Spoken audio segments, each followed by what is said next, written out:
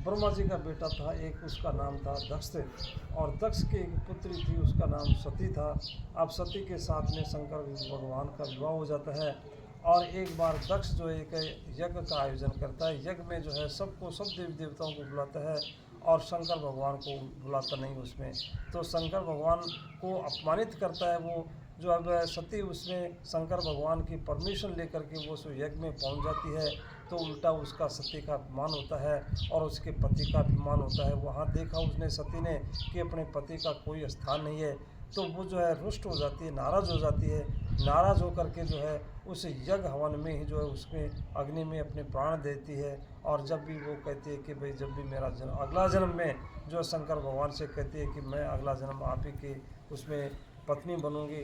तो हिमाचल पर्वत जो था उसमें हिमाचल के घर में वो जन्म लेती है और उसकी माता का नाम मैना था। वहाँ जाकर के एक पार्वती के रूप में वो जन्म लेती है।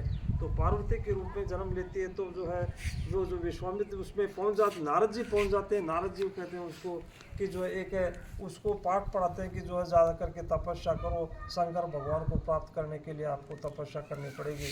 तो 3000 साल तक उसने तपस्या की थी माता पार्वती ने। और माता पार्वती ने तपस्या करने के बाद में जो है इस तरह से जब उसका विवाह का समय आ गया तो जो है एक हिमाचल को बहुत चिंता हुई।